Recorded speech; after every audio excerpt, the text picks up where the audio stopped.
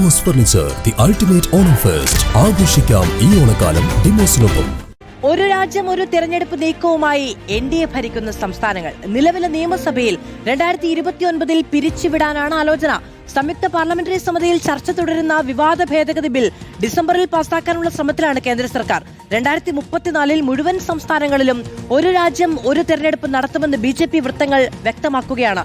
ആദിൽ പാലോട് വിവരങ്ങളുമായി ചേരുകയാണ് നമ്മളോടൊപ്പം. Adil, good morning. ഈ ഒരു രാജ്യം ഒരു തെരഞ്ഞെടുപ്പ് എന്നത് BJPയുടെ, NDAയുടെ, RSSന്റെ ഒക്കെ ദീർഘകാലമായ പ്രഖ്യാപിത നയമാണ്.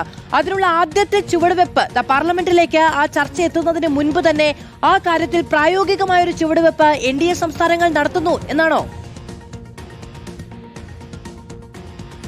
ഉറപ്പായും അങ്ങനെയാണ് ഈ വാർത്ത മനസ്സിലാക്കേണ്ടത്. പ്രത്യേകിച്ച് വരുന്ന ശീതകാല പാർലമെന്റ് സമ്മേളനത്തിൽ ബില്ല് വീണ്ടും കൊണ്ടുവരാനുള്ള നീക്കമുണ്ട്. പ്രത്യേകിച്ച് ബില്ല് നേരത്തെ അവതരിപ്പിക്കുകയും ഒരു രാജ്യം ഒരു തെരഞ്ഞെടുപ്പ് ബില്ലിൽ സംയുക്ത പാർലമെന്റ് സമിതിയുടെ ചർച്ചയ്ക്കായി വിട്ടിരിക്കുകയുമാണ്.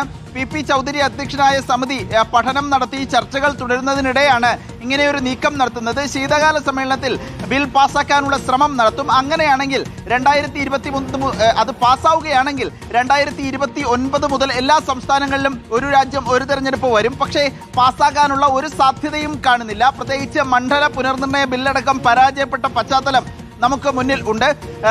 2/3 ഭൂരിപക്ഷം വേണം ഭരണഘടനാ ഭേദഗതികൾ പാസ്സാകാൻ എന്നുള്ളതാണ് ഇതിൽ പ്രധാനപ്പെട്ട ഒരു കടമ്പ. അതുകൊണ്ട് തന്നെ പാസ്സാകാനുള്ള സാധ്യതയില്ല. അഥവാ പാസ്സായില്ലെങ്കിലും NDA സംസ്ഥാനങ്ങളിൽ ഒരു രാജ്യം ഒരു തെരഞ്ഞെടുപ്പ് നടത്താനാണ് ഇപ്പോൾ BJP നീക്കം നടത്തുന്നത് എന്നാണ് പുറത്തുവരുന്ന റിപ്പോർട്ടുകൾ.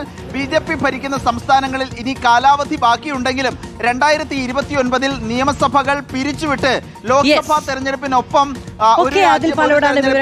നമ്മൾ കഴിഞ്ഞ ദിവസം ബ്രേക്ക് ചെയ്തൊരു വാർത്ത കൂടിയാണ് പ്രേക്ഷകരെ. അതായത് 2029 തെരഞ്ഞെടുപ്പിന് വേണ്ടിയുള്ള ഒരുക്കങ്ങൾ BJP അനൌദ്യോഗികമായി തുടങ്ങിക്കഴിഞ്ഞിരിക്കുന്നു എന്നത്. അത് ദേശീയ തലത്തിൽ മാത്രമല്ല സംസ്ഥാന തലങ്ങളിലും NDA ഭരിക്കുന്ന സംസ്ഥാനങ്ങൾ അനവധിയുണ്ടല്ലോ. അപ്പോൾ അവിടെയൊക്കെ സർക്കാർ പിരിച്ചുവിട്ട് ഒരുമിച്ച് തെരഞ്ഞെടുപ്പ് നടക്കുക എന്നുള്ളതാണ് ഇപ്പോഴത്തെ ലക്ഷ്യം എന്നാണ് പുതിയ വാർത്തകൾ.